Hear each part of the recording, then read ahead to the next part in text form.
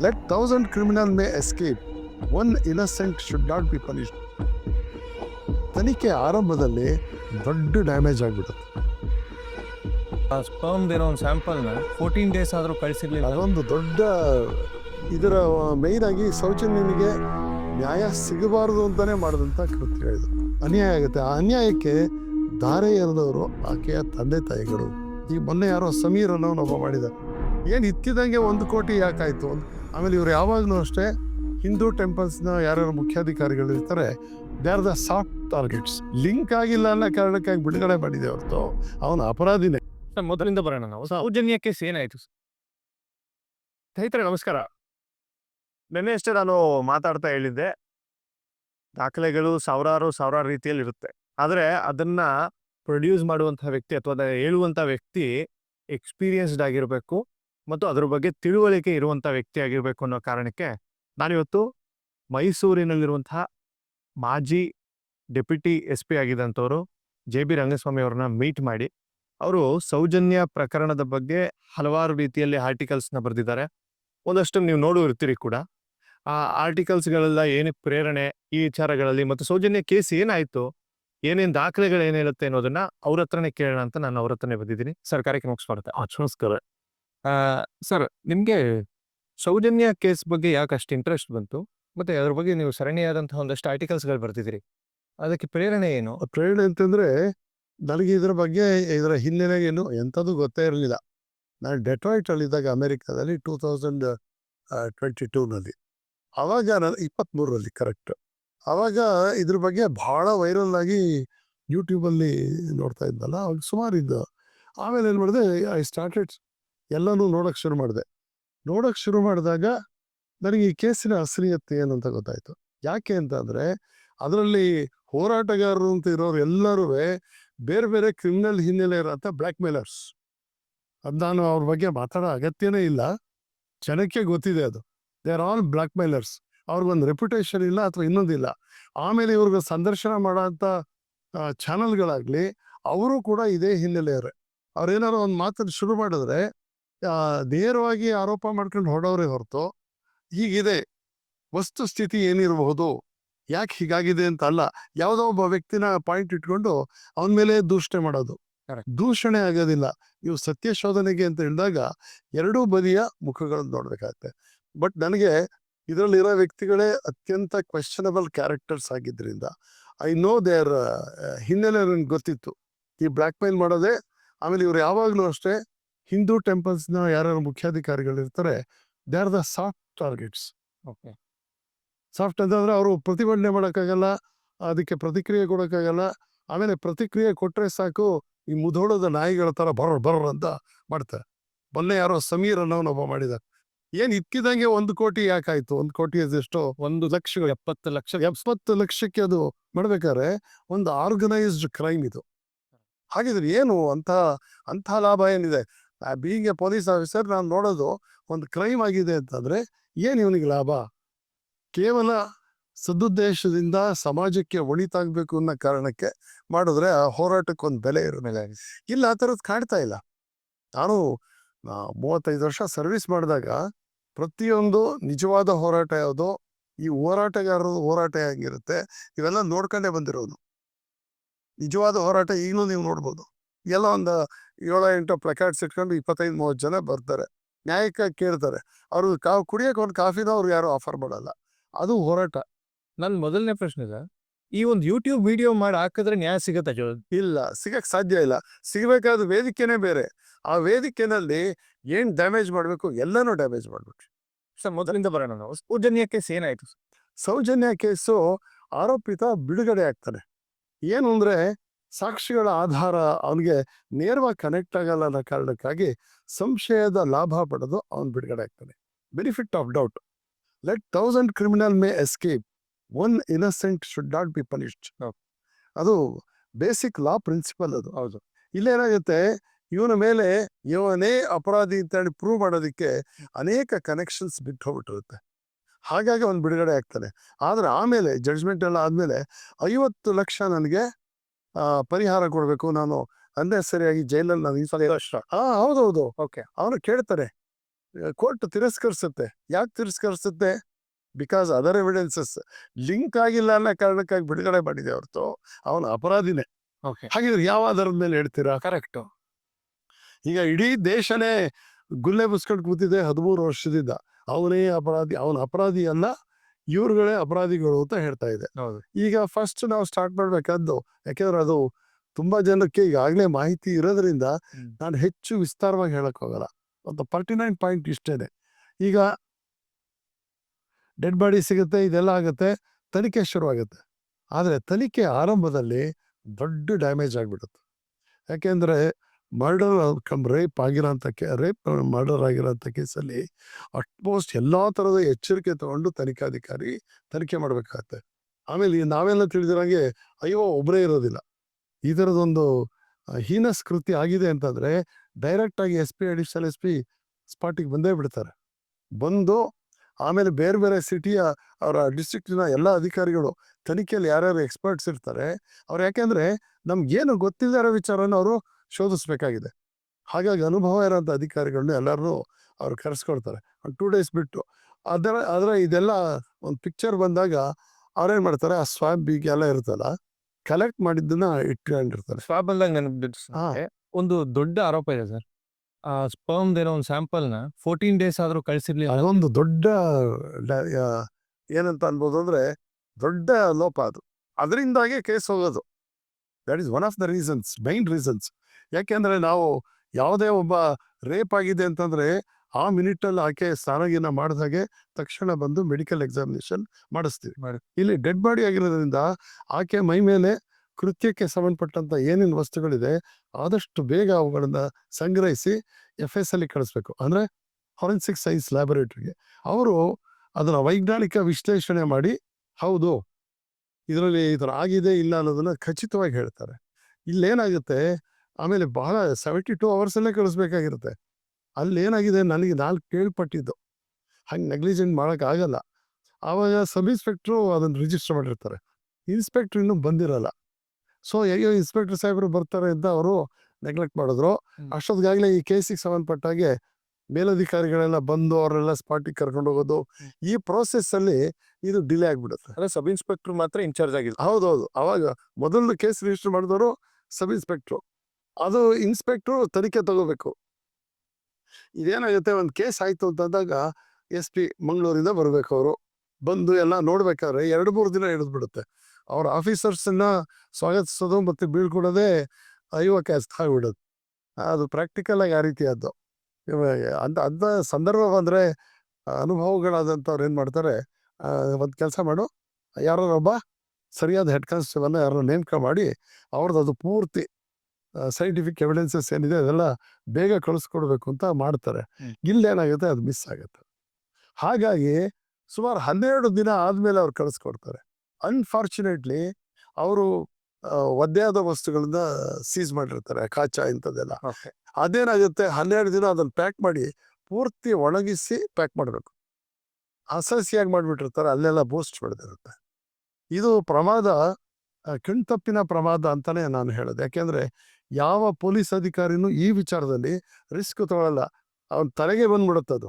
ಹೌದು. ಈಗಾಗಲೇ ಅವರ ಕನ್ಸರ್ನ್ಡ್ ಅಧಿಕಾರಿಗಳಿಗೆಲ್ಲ ಸಾಕಷ್ಟೆಲ್ಲ ಶಿಕ್ಷೆಗಳಾಗಿವೆ ಆ ಡಿಪಾರ್ಟ್ಮೆಂಟ್ ಅಲ್ಲಿ. ಬಟ್ ಅವ್ನು ಮಾಡಿದ್ದ ಒಂದು ಪ್ರಮಾದ ಏನಾಗ್ಬಿಡುತ್ತೆ, ಅವ್ನು ಕಳಿಸ್ತಾನೆ 12 ದಿನಕ್ಕೆ ಕ್ಯಾಶುವಲ್ ಆಗಿ. ಮತ್ತೆ ಬಹುಶಃ ಹಾಡು ಹೋಗ್ಲು ಬಿಸಿಲಲ್ಲಿ ಆಗ್ಬಿಟ್ಟಿದ್ದಿದ್ರೆ ಎವಿಡೆನ್ಸ್ ಆಮೇಲೆ ಇರ್ತಾ ಇತ್ತು, ಅದು ಹೊರಟೋಯ್ತದು. ಆಮೇಲೆ ಇದು ಯಾಕೆ ಗೊತ್ತಾಗ್ಲಿಲ್ಲ ಅಂತ ಕೇಳ್ಬೋದು. ಯೂಶಲಿ ಏನಾಗುತ್ತೆ, ಪ್ಯಾಕ್ ಮಾಡಿ ಇಟ್ಬಿಟ್ಟಿರ್ತಾರಲ್ಲ, ಒಳಗಡೆ ಬೂಸ್ಟ್ ಬರ್ಬೋದು ಅನ್ನೋಂತ ಮೇ ಬಿ ಅವ್ರ ತಲೆಗೆ ಹೋಗಿರ್ಲಿಕ್ಕಿಲ್ಲ. ಅಲ್ಲಿರೋ ಹೌದೌದು. ಯಾಕೆ ಅಂತಂದ್ರೆ ಅದು ಪೂರ್ತಿ ಒಣಗಿಸಿ ಒಂದೇ ಒಂದು ಚೂರು ತೇವ ಇಲ್ದೇ ಇರೋ ಸ್ಥಿತಿನಲ್ಲಿ ಪ್ಯಾಕ್ ಮಾಡಬೇಕು. ಸಬ್ ಇನ್ಸ್ಪೆಕ್ಟರ್ ಮಾಡಲ್ಲ, ಯಾರೋ ಕಾನ್ಸ್ಟೇಬಲ್ಗೆ ಹೇಳ್ತಾನೆ, ಆ ಕಾನ್ಸ್ಟೇಬಲ್ ಇನ್ನೊಬ್ಬ ಮರಿ ಕಾನ್ಸ್ಟೇಬಲ್ಗೆ ಹೇಳ್ತಾನೆ, ಅವನು ತೋರಿಸಿದ ರೀತಿ ಮಾಡ್ತಾರೆ. ಸರ್, ನನಗಿದೊಂದು ತುಂಬಾ ಇಂಟ್ರೆಸ್ಟಿಂಗ್ ಅನ್ಸೋದು, ಈ ಒಂದು ಅತ್ಯಾಚಾರ ನಡೆದಿದ್ದು ಯಾವ್ದೋ ತೋಟದಲ್ಲಿ ಅಂತ ಒಂದು ಕಡೆ ಭಾಗ ಇದೆ. ಇನ್ನೊಬ್ರು ಯಾರೋ ಹೇಳ್ತಾರೆ ರೆಸಾರ್ಟ್ ಕರ್ಕೊಂಡು ಹೋಗಿ ಮಾಡಿ ಬಂದು. ನೋ ಸಾಧ್ಯನೇ ಇಲ್ಲ.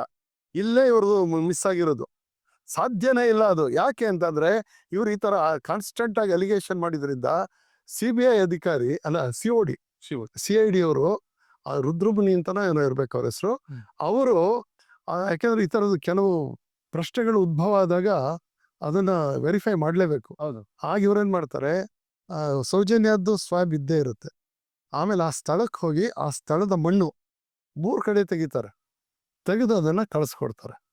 ಸೊ ವೆರಿಫಿಕೇಶನ್ ಮಾಡಿದಾಗ ಸೇಮ್ ಇದು ಎಂಥದ್ದು ಮಣ್ಣು, ಅದೇ ಮಣ್ಣು, ಅದರಲ್ಲಿ ಕೆಲವು ಬ್ಯಾಕ್ಟೀರಿಯಾಸ್ ಎಲ್ಲ ಇರುತ್ತೆ, ಸೇಮ್ ಎಲ್ಲವೂ ಐಡೆಂಟಿಫೈ ಆಗುತ್ತೆ. ಅದಕ್ಕೆ ರಿಪೋರ್ಟ್ ಇದೆ, ಬೇರೆ ಇದೆ. ಇಷ್ಟ ಅದೊಂದು. ಯಾಕೆ ಅಂತಂದ್ರೆ ಇಲ್ಲೇನಾಗುತ್ತೆ, ಮೊದಲಿಗೆ ಪ್ರಾರಂಭಿಕವಾಗಿ ಮಾಡಬೇಕಾದಂಥ ಎವಿಡೆನ್ಸಸ್ ಏನಿದೆ, ವೈಟಲ್ ಎವಿಡೆನ್ಸ್ ಎಗರೋಗ್ಬಿಡುತ್ತೆ. ಅದರಿಂದ ಸಾಕ್ಷಿಗಳ ಕೊರತೆ ಆ ಥರದ್ದಾಗಿದ್ದರಿಂದ ಅಪರಾಧಿನ ಕರೆಕ್ಟ್ ಮಾಡೋಕ್ಕೆ ಸಾಧ್ಯನೇ ಆಗಲ್ಲ. ಇಲ್ಲ ಅವನು ಒಂದಿನ ಆದ್ಮೇಲೆ ಮಾಡ್ತಾರೆ, ಅವನು ಅಷ್ಟೊತ್ತಿಗಾಗಲೇ ಸ್ನಾನಗಿನ ಮಾಡ್ಕೊಂಡು, ಯಾಕೆಂದ್ರೆ ಈಸ್ ಎ ಕ್ರಿಮಿನಲ್ ಮೈಂಡ್, ಅವನಿಗೆ ಗೊತ್ತಿರುತ್ತೆ. ನೋಡಿ ಇದ್ರ ಹತ್ರ ಅಲ್ಲೊಂದು ಏನಂತಾರೆ ತೋಡು ಅಂತ ಹೇಳ್ತೀವಿ, ಮಳೆ ಬರುತ್ತಲ್ಲ ಕಾಲುವೆ, ಅಲ್ಲಿ ನೀರ್ ನಿಲ್ಲಲ್ಲ, ಬುರ್ರ ಅಂತ ಜಳ ಹಾರೋಗ್ಬಿಡುತ್ತೆ. ಅವ್ನು ತಗೊಂಡೋಗಿ ಅಲ್ಲಿಗೆ ಹಾಕ್ತಾನೆ. ಏನು ಅಂತಂದ್ರೆ ಕ್ರಿಮಿನಲ್ಸ್ಗೆಲ್ಲ ಗೊತ್ತು, ಯಾವಾಗ ನೀರಲ್ಲಿ ಹಾಕಿದ್ರೆ ಅವಾಗ ಈ ವಾಸನೆ ಹಿಡಿಯೋದಿಲ್ಲ ನಾಯಿಗಳು. ಆ ಐಡಿಯಾ ಇಟ್ಕೊಂಡೆ ಅವನು ಮಾಡಿರೋದು. ಇಲ್ದಿರ ಅಲ್ಲಿಂದ ತೆಗೆದು ಅಲ್ಲಿ ಹಾಕ್ತಾನೆ, ಅಲ್ಲೇ ಎಸ್ ಹೋಗಿರೋನಿರೋ ಬಹುಶಃ ಅದು ಆಗುತ್ತೆ. ಹಾಗಾಗಿ ಆಮೇಲೆ ಅಲ್ಲಿ ಯಾವುದೋ ವಸ್ತುಗಳು ಸಿಗ್ತವೆ, ಅವು ಯಾವೂ ಕೂಡ ಕಲೆಕ್ಟ್ ಮಾಡೋಕ್ಕಾಗಲ್ಲ. ನೀರಿನ ಝಳಕ್ಕೆ ಹರಿತಾ ಇರುತ್ತಲ್ಲ, ಆ ಸ್ಪೀಡ್ಗೆ ಅನೇಕ ಸೂಕ್ಷ್ಮವಾದಿವೆಲ್ಲ ಹೋಗ್ಬಿಟ್ಟಿರುತ್ತೆ. ನಾನು ನಡೆಯುವಂತ ಮಾತಾಡ್ದೆ, ಇವನ್ ಅವಳ ಕೈ ಉಗುರಲ್ಲಿದ್ದಂಥದ್ದು ಕಲೆಕ್ಟ್ ಮಾಡೋಕ್ಕಾಗಲ್ಲ. ಆದರೆ ಬಹಳ ದೊಡ್ಡ ಎವಿಡೆನ್ಸ್ ಯಾವುದು ಅಂತಂದ್ರೆ, ಡಾಕ್ಟರ್ ಮಹಾಬಲ ಶೆಟ್ಟಿ ನೋಡಿ, ಅವ್ರ ಬಾಯಿನ ಮುಚ್ಚಿಸ್ಬಿಟ್ಟಿದ್ರು. ಅವನ ಮೇಲೆ ಕೊಲೆ ಬೆದರಿಕೆ ಎಲ್ಲ ತಂದು ಆ ಥರ ಎಲ್ಲ ಮಾಡಲಾಗಿ ಪಾಪ ಅವರು ಹೊರಗಡೆ ಬಂದು ಹೇಳಕ್ಕೆ ಆಗಲಿಲ್ಲ. ಮಹಾಬಲ ಶೆಟ್ಟಿ. ಎಸ್ ಇದು ಇವ್ರದೆಲ್ಲ ಬ್ಲ್ಯಾಕ್ ಮೈಲರ್ಸ್ ಟ್ಯಾಕ್ಟಿಸ್. ದಿನ ಬೆಳಗಾದ್ರೆ ಅದ್ರ ಬಗ್ಗೆ ವ್ಯಾಪಕವಾಗಿ ಯಾರು ಇದ್ರ ದನಿ ಎತ್ತಿದ್ದಾರೆ ಅವರ ದನಿಯನ್ನ ಉಡುಗಿಸೋದು. ನನ್ನ ಮೇಲೂ ಆ ಥರದ್ದು ಹಾಲೆ ಆಯ್ತು ಬಿಡಿ, ಅದು ಆಮೇಲೆ ಹೇಳೋಣ. ಇಲ್ಲ, ಅದೊಂದು ಹೀಗಾಗಿದೆ, ನಾನು ಹೇಳ್ಬಿಡ್ತೀನಿ. ಅದು ನಾನೊಂದು ವಿಡಿಯೋ ಮಾಡಿ ಹಾಕಿದ್ದೆ, ಅದು ಜೈನರ ಟೆಂಪಲ್ ಅಂತ ನಾವು ಪುತ್ತಿ ಹೇಳ್ತಾ, ಜೈನರಿಗೆ ಸಂಬಂಧಪಟ್ಟಿದ್ದ ಜಾಗ ಆದ್ರೂ ಅಲ್ಲಿ ಪೂಜೆ ಮಾಡೋ ಶೈವ ಪಂಥದ ಶಿವನ್ನ ಮತ್ತು ಮಾಧವ ಪಂಥದವರು ಅದಕ್ಕೆ ಪೂಜೆ ಮಾಡ್ತಾರೆ. ಈ ವಿಚಾರ ಹೇಳಿದಕ್ಕೆ ನನಗೆ ಕಮೆಂಟ್ಗಳು ಬಂದಿತ್ತು, ಸುಮಾರು ಒಂದು 8,000 ಕಮೆಂಟ್ಗಳು. ಆ 8,000 ಕಮೆಂಟ್ಗಳಲ್ಲಿ ಎಷ್ಟು ಚೆನ್ನಾಗಿ ಮಾತಾಡಿದ್ರು ಅಂದ್ರೆ ಎಷ್ಟು ಪೇಮೆಂಟ್ ಬಂತು. ಅಲ್ಲಲ್ಲ, ಇವರೆಲ್ಲ ದುಡ್ಡಿನಿಂದಾನೇ ಅಳಿತಾರೆ. ಯಾಕೆಂದ್ರೆ ಇದರಲ್ಲಿ ರಾಜನ ಧನ ಇದೆ. ಇಲ್ಲಿ ಇವ್ರಿಗೆ ಏನ್ ಇಂಟ್ರೆಸ್ಟ್ ಇಲ್ಲ, ಸೌಜನ್ಯನಿಗೆ ನ್ಯಾಯ ಸಿಗ್ಬೇಕಾದ್ದು ಇಲ್ಲ ಅವಶ್ಯಕತೆನೂ ಇಲ್ಲ. ಹೀಗಾಗಿ ಇವ್ರ ಉದ್ದೇಶನೇ ಅದು. ಯಾಕೆಂದ್ರೆ ಇವ್ರನ್ನ ಈ ಜಾತಿ ಹೆಸರಲ್ಲಿ ಅಳ್ಳಾಡಿಸ್ಬೋದು. ಅಲ್ಪ ಸಮುದಾಯಕ್ಕೆ ಸೇರಿದಂತ ಇವ್ರನ್ನ ಹೆಗಡೆ ಅವ್ರನ್ನ ಇದು ಸರ್ಕಾರಕ್ಕೆ ಸೇರ್ಬೇಕು, ಇದು ಹಿಂದೂ ಟೆಂಪಲ್ ಬರುತ್ತೆ, ಎಂಡೋಮೆಂಟ್ ಆಕ್ಟ್ ಅಂತಾನೆ ಆ ಸಮೀರ್ ಅನ್ನೋನ್ ಮಾತಾಡ್ತಾನೆ. ಸೇಮ್ ಸಮೀರ್ದು ನಾನು ಹಳೆ ವಿಡಿಯೋಗಳನ್ನ ನೋಡಿದ್ದೀನಿ. ಅದ್ ನೋಡಿದಾಗ ಅವ್ರು ಬೇರೆ ಬೇರೆ ಇದ್ದ ಕತ್ರಿ ವಿಚಾರಗಳನ್ನೇ ಮಾತಾಡಿದಾನೆ ಹೊರತು ಇದ್ಯಾವ್ದು ಇದಕ್ ಎಂಥದ್ದು ರಿಸರ್ಚ್ ಬೇರೆ ಮಾಡಿದೀನಿ ಅಂತ ಹೇಳ್ತಾರೆ. ಸರಿ, ಅದು ಗೊತ್ತಿಲ್ಲ. ರಿಸರ್ಚರ್ಸ್ ಡಾಕ್ಯುಮೆಂಟ್ ಇಲ್ಲಿ ಯಾವ ಡಾಕ್ಯುಮೆಂಟ್ ರಿಸರ್ಚರ್ಸ್ ಅಲ್ಲ ಇವರು. ನೋಡಿ, ಒಂದೊಂದು ಜಡ್ಜ್ಮೆಂಟ್ ಅಲ್ಲಿ ಏನೇನ್ ಬಂದಿದೆ ಪ್ರಾತಿ ಎಲ್ಲವೂ ಇಲ್ಲಿ ಇಟ್ಟಿದ್ದೀನಿ ನಾನು. ಆಮೇಲೆ ಬೇಕಾರೆ ಕೊಡ್ತೀನಿ, ನೀವು ಒಂದೊಂದೇ ಹೇಳ್ಕೊಂಡ್ ಬನ್ನಿ ಸರ್. ಇದಿರ್ಲಿ. ಆಮೇಲೆ ಇವ್ರೇನ್ ಮಾಡ್ತಾರೆ, ಫಸ್ಟ್ ವೈಟಲ್ ಎವಿಡೆನ್ಸಸ್ ಇಲ್ಲಿ ಹೋಗ್ಬಿಡುತ್ತೆ. ಆದ್ರೆ ಅಪರಾಧಿಯನ್ನ ಆದಷ್ಟು ಬೇಗ ಅವರು ವೈದ್ಯಕೀಯ ಪರೀಕ್ಷೆಗೆ ಒಳಪಡಿಸ್ತಾರೆ. ಡಾಕ್ಟರ್ ಮಹಾಬಲ ಶೆಟ್ಟಿ ಅವರು ಕರೆಕ್ಟ್ ಆಗಿ ಅವ್ರ ಮೇಲೆ 17 ಇಂಜುರೀಸ್ ಇದೆ ಅಂತ ಮಾಡ್ತಾರೆ. ಅದ್ರಲ್ಲಿ 11 ಇಂಜುರೀಸು ಅವನ ಇದು ಕೊಡೆ ಸಂಧಿಯ ಭಾಗದಲ್ಲಿ ಇದೆ. ಕ್ಲಿಯರ್ ಆಗಿ ಅವರು ಅದನ್ನ ಅವತ್ತೇ ಮೆನ್ಷನ್ ಮಾಡ್ತಾರೆ. ಮತ್ತೆ ನಖಗಳು, ಸಾಫ್ಟ್ ನಖಗಳಿಂದ ಆಗಿರುವ ಗಾಯ ಅಂತಾರೆ. ಈ ಮಹಿಳೆಯರ ಉಗುರುಗಳಿಗೂ ಈ ದನ ಬೇರೆ ಇವ್ರುಗಳಿಗೂ ರಾಕ್ಷಸ ಪೀಳಿಯವ್ರಿಗೂ ಇದು ವ್ಯತ್ಯಾಸ ಇರುತ್ತೆ. ಇದು ಅದನ್ನ ಅವ್ರು ಹೇಳ್ತಾರೆ. ಇದಕ್ಕೆ ನಾವೇನ್ ಮಾಡ್ತೀವಿ, ಈ ಗ್ರೂಪಿಂಗ್ ಅಂತ ಹೇಳ್ತೀವಿ. ಗ್ರೂಪಿಂಗ್ ಅಂದ್ರೆ ಈಗ ಗುಂಡು ಹೊಡಿಬೇಕಾದ್ರೆ ನಾವು ಪ್ರಾಕ್ಟೀಸ್ ಮಾಡುವಾಗ ಆ ಗ್ರೂಪಿಂಗ್ ಒಂದೇ ಕಡೆ ಹೋಗ್ಬೇಕು, ಗುಂಡುಗಳು ಒಂದೇ ಪಕ್ಕ ಗುರಿ ಇದೆ ಅಂತ ಆಗುತ್ತೆ. ಇಲ್ಲೇನಾಗುತ್ತೆ, ಆ ಜಾಗದಲ್ಲಿ ಮಾತ್ರ 11 ನಖಗಳ ಕ್ಷತಿ ಇರುತ್ತೆ. ಇಂಜುರಿ ಅದು ಉಗುರುಗಳಿಂದ ಆದಂಥದ್ದು. ಅವುಗಳು ಅವಳು ಪ್ರತಿಭಟನೆ ಮಾಡಿದಾಳೆ ಅವಳು ಅನ್ನೋಂಥದಕ್ಕೆ ವೈಟಲ್ಸ್ ಇದು. ಆಮೇಲೆ 2-3 ಬೇರೆ ಬೇರೆ ಇಂಜುರೀಸ್ ಇದೆ. ಅದು 48 ಗಂಟೆಗಳ ನಂತರ ಕ್ಲಿಯರ್ ಆಗಿ ಬರೀತಾರೆ. 48 ಗಂಟೆಗಳ ನಂತರ ಅಂದ್ರೆ ಇವನಲ್ಲಿ ಹೋಗಿರ್ತಾನಲ್ಲ, ಎಲ್ಲಿ ಅದ್ಯಾವ್ದೋ ಬೆಟ್ಟದ ಹತ್ರ ಹೋಗಿರ್ತಾನೆ, ಅಲ್ಲೆಲ್ಲ ಇದ್ದಾಗ ಓಡ್ ಬಂದಾಗ ಜನ ಹಿಡ್ಕೊಂಡು ಹೊಡೆದಿರ ಅಂತ ತರಚು ಗಾಯಗಳು. ತರಚು ಗಾಯ ಬೇರೆ, ಪರಚು ಗಾಯ ಬೇರೆ. Correct. ಅವ್ರು ಅದನ್ನ ಬಹಳ ಕ್ಲಿಯರ್ ಆದಂತ ರೀತಿನಲ್ಲಿ ಎವಿಡೆನ್ಸ್ ಕೊಡ್ತಾರೆ. ಹ್ಮ್. ಅದು ನಮ್ಮವ್ರಿಗೆ ಏನಾಗ್ಬಿಡ್ತು, ಬಂತ ಅವನೇ ಅಂತ ಅಪರಾಧಿ ಅಂತ ಖಚಿತ ಆಯ್ತು. ನಾಟ್ ಓನ್ಲಿ ದಟ್, ಆಮೇಲೆ ಅದನ್ನ ಚೆನ್ನೈನಲ್ಲಿರೋಂಥ ಡಾಕ್ಟರ್ ರೂಪಾಲಿ ಅಂತ ಸೈಕಿಯಾಟ್ರಿಸ್ಟ್, ಬಹಳ ಫೇಮಸ್ ಡಾಕ್ಟರ್ ಅವರು. ಆ ಸೈಕಿಯಾಟ್ರಿಸ್ಟ್ ಹತ್ರ ಇವನ್ನ ಪರೀಕ್ಷೆಗೆ ಒಳಪಡಿಸ್ತಾರೆ ಮೊದಲನೇ ಹಂತದಲ್ಲಿ. ಅವನು ಅದನ್ನ ಹೇಳಿದಾಗ ಇವ್ರು ಯಾವೇನು ಅಂತಂದ್ರೆ, ಅವನು ಸಂತನ ರೀತಿ, ಅವನು ಅರೆ ಹುಚ್ಚ ಥರ ಆಗ್ಬಿಟ್ಟಿದ್ದಾರೆ, ಆಧ್ಯಾತ್ಮ ಜೀವಿ, ಅದರಿಂದ ಅವನಿಗೆ ಇದಿಲ್ಲ ಹಾಗೆ ಹೇಗೆ ಅಂತ ಹೇಳಿ ಅವ್ರ ಹುಚ್ಚ ಅಂತಾನೆ ಹೇಳಿಸ್ತಾರೆ. ಆಮೇಲೆ ಆ ವ್ಯಕ್ತಿ ಸಂಭೋಗ ಕ್ರಿಯೆ ಮಾಡ್ಲಿಕ್ಕೆ ಇದೆ ರಿಮೋಸಿಸ್ ಅಂತ ಒಂದಿದೆ, ಹಾ. ಅದನ್ನು ಹೇಳ್ತೀನಿ. ಡಾಕ್ಟ್ರು ರೂಪಾಲಿ ಅವರು ಅದನ್ನ ಟೆಸ್ಟ್ ಮಾಡಿ, ಇವನು ಫಿಸಿಕಲಿ ಸ್ಟ್ರಾಂಗ್ ಆಗಿದ್ದಾನೆ, ಮತ್ತೆ ಕರಾಟೆ ಪಟು ಅಂತಲೂ ತನ್ನನ್ನು ತಾನು ಹೇಳ್ಕೊಳ್ತಾನೆ. ಫಿಸಿಕಲಿ ಸ್ಟ್ರಾಂಗ್ ಇದ್ದಾನೆ ಮತ್ತು ಮೆಂಟಲಿ ಅಲರ್ಟ್ ಇದ್ದಾನೆ. ಆದ್ರೆ ಅವನೊಂದು ಪ್ರಶ್ನೆ ಅವ್ರು ಕೇಳ್ತಾರೆ, ಹಾಗಿದ್ರೆ ನೀನು ಆ ಹಳ್ಳಕ್ಕೆ ಯಾಕೆ ಕರ್ಕೊಂಡೋದಂತ, ಅಲ್ಲಿ ಯಾರು ಕಾಣೋದಿಲ್ಲ, ಕಾವಲುಗಾರನಿಗೆ ಕಾಣೋದಿಲ್ಲ ಅಂತ ಒಂದು ಮಾತು ಅವನೇ ಹೇಳ್ತಾನೆ. ಎಸ್, ಇದು ಪೇಪರ್ ಅಲ್ಲಿ ಎಸ್ ಪೇಪರ್ನಲ್ಲಿದೆ, ಡಾಕ್ಯುಮೆಂಟ್ಸ್, ಅದು ಯಾರೋ ಇದು ಹೇಳಿದಲ್ಲ. ಅಲ್ಲಿಂದ ಏನಾಗುತ್ತೆ, ಅದರಲ್ಲೂ ದೃಢಪಡುತ್ತೆ ಅಂತ. ಆಮೇಲೆ ತಾವೇನೋ ಪ್ರಶ್ನೆ ಕೇಳಿದ್ರಿ, ಅದು ಅವನು ಸಂಭೋಗ ಕ್ರಿಯೆ ಮಾಡ್ಲಿಕ್ಕೆ ಮಾಡೋದಿಲ್ಲ ಅಂತ ಹೇಳಿ. ಫಿಮಾಸಿಸ್ ಅಂತಂದ್ರೆ ತೊಗಲು ಮುಂದೋಗಲು ಸ್ವಲ್ಪ ಕೆಲವರಿಗೆ ಟೈಟ್ ಇರ್ತದೆ, ಆದ್ರೆ is he incapable of doing sex or not, ಈ ಪ್ರಶ್ನೆ ಬಂದಾಗ ಅವನು ಸೆಕ್ಸ್ ಮಾಡಲು ಇದಾಗಿರ್ತಾನೆ, ಸಮರ್ಥನಿರ್ತಾನೆ. ಹ. ಮತ್ತು ಅದೇನು ಪೂರ್ತಿ ಬ್ಲಾಕ್ ಟೈಪ್ ಏನಾಗಿರಲ್ಲ, ಸುಮ್ಮನೆ ಒಂದು ಸ್ವಲ್ಪ ಇದಿದೆ. It is not disease also ಅದರಲ್ಲಿ ಅವನು ಮಾಡೋದಕ್ಕೆ. ಆಮೇಲೆ ಅವರು ಡಾಕ್ಟರ್ ರೂಪಾಲಿ ಅವರು ಇನ್ನ ಮಂಪರು ಪರೀಕ್ಷೆಗೆ ಒಳಪಡ ಬದಲು ಮಾಡ್ತಾರಲ್ಲ, ಅದರಲ್ಲಿ ಕೇಳಿದಾಗ ಅವನು ಹೇಳ್ತಾನೆ, ಇಲ್ಲ ನಾನು ವಾರಕ್ಕೆ 2 ಸರಿ ಮುಷ್ಟಿ ಮೈಥುನ ಮಾಡ್ಕೊಳ್ತೇನೆ. So he sexually active and also capable of doing sex. ಇದು ಖಚಿತ ಆಗುತ್ತೆ. ನೋಡಿ, ಇಲ್ಲೇನಾಗುತ್ತೆ, ನಮ್ಮ ಅಧಿಕಾರಿಗಳು ಫಸ್ಟ್ ಹಿಡಿದ್ಬಿಟ್ರು ಅಂದ್ರೆ, ಏಕಾಏಕಿ ಯಾರೋ ಕರ್ಕೊಂಡ್ಬಂದ್ರು ಥರ್ಡ್ ಆಗಿ ತಬ್ಲಿ ಹಿಡಿದು ತಲೆ ಬೋಳ್ಸು ಅನ್ನೋ ಥರ ಮಾಡೋದಿಲ್ಲ. ದೇ ವಿಲ್ ಎನ್ಕ್ವೈರಿ ಮಾಡ್ತಾರೆ. ಎನ್ಕ್ವೈರಿ ಮಾಡಿದಾಗ ಇವನು ಯಾಕೆ, ಎಲ್ಲಿ ಹೋದ, ಎಂದಾಗ ಆಮೇಲೆ ಅವನೇ ಅದನ್ನ ಬಾಯ್ಬಿಡ್ತಾನೆ. ಸರಿ, ಎಲ್ಲಿ ಡೆಡ್ ಬಾಡಿ ಎಲ್ಲಿದೆ, ಎಲ್ಲಿ ಔಸಿಟ್ಟಿದೆ ಅಂತ ಅಂದಾಗ ಹೋದಾಗ ಅವನೇ ಕರ್ಕೊಂಡೋಗಿ ತೋರಿಸ್ತಾನೆ, ಇದೇ ಜಾಗದಲ್ಲಿ ಆಗಿದ್ದು. ನೀವು ಹೇಳ್ಬೋದಾಗತ್ತಾ? ಎಲ್ಲ ಆಗಿದೆ, ಅವೆಲ್ಲ ಕರೆಕ್ಟ್ ಆಗಿದೆ, ಎಕ್ಸೆಪ್ಟ್ FSL ರಿಪೋರ್ಟ್ ಅಲ್ಲಿ ಮಾತ್ರ ಎಡವಟ್ ಆಗುತ್ತೆ. ಎಡವಟ್ ಆಗೋದು ಅಲ್ಲೇನೆ, ಅದೊಂದು ದೊಡ್ಡ ಗುರುತರವಾದ ಒಂದು ಲೋಪ ಅದು. ಆದ್ರೆ ಇಂಟೆನ್ಷನಲ್ ಆಗಿ ಮಾಡಿದ್ದಾರೆ ಅಂದ್ರೆ ಇಂಟೆನ್ಷನ್ ಅಲ್ಲ, ಅದು just negligence of duty, not intention, it's negligence. ಮಾಡೋಣಂತೆ ಕೆಲಸಣಂತೆ ಅಂತ. ಆಮೇಲೆ ಬಹುಶಃ ಸಬ್ ಇನ್ಸ್ಪೆಕ್ಟರ್ ಆಗಿನೂ ಹೊಸದಾಗಿ ಕೆಲ್ಸಕ್ಕೆ ಸೇರಿದ್ದವರು, ಇದರ ಇಂಪಾರ್ಟೆನ್ಸ್ ಏನು ಅವರಿಗೆ ಅರ್ಥ ಮಾಡ್ಕೊಳಕ್ಕಾಗಿಲ್ಲ. ಅಂಡ್ ಮೋರವರು ಬೇರೆ ಬೇರೆ ಆಫೀಸರ್ಸ್ ಎಲ್ಲ ಬಂದ್ಬಿಡ್ತಾರೆ. ಅಂಡ್ ಅದನ್ನು ನಾನು ಚೆಕ್ ಮಾಡಿದ್ದೀನಿ. ಅವತ್ತು SP ಅವರು ಇವರೆಲ್ಲ ಕ್ಯಾಂಪ್ ಮಾಡಿ ಎಲ್ಲ ಕೇಳ್ತಾರೆ ಏನು ಅಂತ. ಮತ್ತೆ ನಿಮ್ಗೆ ಸಾರ್ವಜನಿಕರಿಗೆ ಹೇಳೋಂಥ ಒಂದು ಮಾತು ಅಂತಂದ್ರೆ, ಯಾವುದೇ ಒಂದು ಹೀನಸ್ ಕೇಸ್ ಆದ್ರೆ SP ಬಂದು ಸುಮ್ಮನೆ ವಿಸಿಟ್ ಮಾಡಿ ಹೋಗೋದಿಲ್ಲ, ಅವರೇ ಕೂತ್ಕೊಳ್ತಾರೆ. ನಮ್ಮ ಎಕ್ಸ್ಪೀರಿಯನ್ಸ್ ಅಲ್ಲಿ ಯಾವುದೇ SP ಅದನ್ನ ನೆಗ್ಲೆಕ್ಟ್ ಮಾಡಲ್ಲ. ಕೊಲೆ ಅಥವಾ ಇನ್ನೊಂದು ಇಂಥ ಗುರುತರವಾದ ಅಪರಾಧ ಇದ್ರೆ ಅವನು ನಿಜವಾಗಿ ಅವನ ಅಪರಾಧಿನೇ ಅಲ್ಲ ಅಂತ ಹೇಳಿ ಅವರು ಮೊದಲು ಖಚಿತಪಡಿಸ್ಕೊಳ್ತಾರೆ. ನಾಟ್ ಓನ್ಲಿ ದ್ಯಾಟ್, ಬೇರೆ ಬೇರೆ ಆಫೀಸರ್ಸ್ ಅನ್ನು ಕರೆಸ್ತಾರೆ. ಈಗ ಮೈಸೂರು ಸಿಟಿನಲ್ಲಿ ಏನಾದ್ರು ಆಯ್ತು ಅಂತಂದ್ರೆ ACPಗಳು, DCPಗಳು ಅಂಡ್ ಆಲ್ಸೋ ಸೀನಿಯರ್ ಇನ್ಸ್ಪೆಕ್ಟರ್ಸ್ ಅಷ್ಟು ಜನನ್ನ ಕರೆಸ್ತಾರೆ. ಯಾಕೆ ಅಂತಂದ್ರೆ ಒಬ್ಬೊಬ್ಬರು ಅನುಭವ ಒಂದೊಂದ್ ತರ ಇರುತ್ತೆ, ಎಕ್ಸ್ಪರ್ಟೈಸ್ ಒಪಿನಿಯನ್ ಬೇಕಾಗುತ್ತೆ. ಕರೆಕ್ಟ್.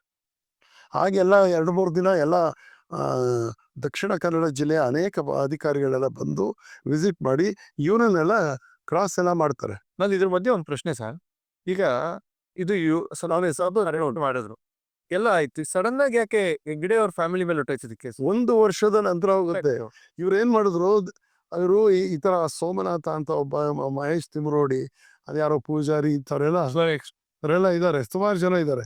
ಇವರೆಲ್ಲ ಗ್ಯಾಂಗ್ ಆಕ್ಟಿವಿಟೀಸ್ ಅವರೇ. ಅವರ ಬೇರೆ ಬೇರೆ ಕಥೆಗಳನ್ನ ಅನೇಕ ವಿಡಿಯೋಗಳೇ ಹೇಳ್ತವೆ, ಅದು ನಾನೇನು ಹೇಳ್ಬೇಕಾದಿಲ್ಲ. So they are professional mafia blackmailers. ಅವ್ರೇನ್ ಮಾಡ್ತಾರೆ, ಅವ್ರಿಗೊಂದು ಇಶ್ಯೂ ಬೇಕಾಗಿರುತ್ತೆ. ಇಷ್ಟೊತ್ತಿಗಾಗಲೇ ಸೋಮನಾಥ್ ಅಂತಾನೆ ಯಾರೋ ಒಬ್ರು ಹೆಗ್ಡೆ ಅವ್ರ ಮೇಲೆ ವಿರುದ್ಧವಾಗಿ ಏನೇನೋ ಮಾತಾಡ್ತಾನೆ ಇರ್ತಾರೆ. ಅವರ ರೈವಲ್ ಯಾವ್ದು ಅಂದ್ರೆ ಅವರು ಒಂದು NGO ನಡೆಸ್ತಾರೆ, ಇದು ಒಂದು NGO ಇದೆ ಹಾಗೆ ಅಂತ ಹೇಳಿ. ಇವ್ರಿಗೆ ಏನಾಗುತ್ತೆ, ಇವರು ಈ ಕ್ರಿಮಿನಲ್ ಮೈಂಡ್ ಹ್ಯಾಕ್ ಮಾಡ್ತಾ ಇರುತ್ತಲ್ಲ, 1 ವರ್ಷದ ಮೇಲೆ ರಿಯಲೈಸ್ ಆಗುತ್ತೆ, ಇವರ ಹೆಗ್ಡೆ ಅವರ ತಮ್ಮನ ಮಗ ಬಂದಿದ್ದ, ಅಮೆರಿಕಾದಲ್ಲಿದ್ದಲ್ಲ, ಅವಾಗ ಇಲ್ಲೇ ಇದ್ದ ಅಂತ ಖಚಿತಪಡಿಸ್ಕೊಂಡ್ಬಿಡ್ತಾರೆ. ಇದು ಕಂಪ್ಲೇಂಟ್ ಬರೋದು 1 ವರ್ಷದ ನಂತರ. 1 ವರ್ಷದ ಹಾ. ನಂತರ. ಹ್ಮ್. ಅದು ಖಚಿತ ಆದ್ಮೇಲೆ ಇವ್ರೇನ್ ಮಾಡ್ಬಿಡ್ತಾರೆ, ಅವನು ಬಂದಿದ್ದ ಅವತ್ತು. ನಿಶ್ಚಲ್. ನಿಶ್ಚಲ್ ಜೈನ್ ಅನ್ನೋನು ಬಂದಿದ್ದ. ಹ್ಮ್. ಯಾಕೆ ಅವನು ಏನಕ್ಕೆ ಅಂತಂದ್ರೆ, ಈಗಾಗಲೇ ಹೆಗ್ಡೆ ಅವ್ರಿಗೆ 77-78 ವರ್ಷ ಆಗಿದೆ. ಹ್ಮ್. ಅವ್ರಿಗೆ ಗಂಡು ಮಕ್ಕಳಿಲ್ಲ. ಯಾವ ದಿನ ಬೇಕಾದ್ರೂ ಏನ್ ಬೇಕಾದ್ರೂ ಆಗ್ಬೋದು. ಹೀಗಾಗಿ ಮುಂದಿನ ವಾರಸುದಾರ ಅವನು ಆಗ್ತಾನೆ ಅಂತ ಒಂದು ಮಾತಿತ್ತು. ಹ್ಮ್. ಅವ್ರ ತಮ್ಮನ ಮಗನಿಗೆ ಪಟ್ಟ ಕಟ್ತಾರೆ ಅದು. ಈ ಟೈಮಲ್ಲಿ ಕೊಲೆ ಕೇಸಲ್ಲಿ ಸಿಕ್ಸಿದ್ರೆ ಅವ್ರು ಬಿಡಿಸ್ಕೊಳ್ಳೋದ್ರೊಳಗೆ ಪಟ್ಟ ಬೇರೆಯವ್ರ ಫಾಲ ಆಗುತ್ತೆ.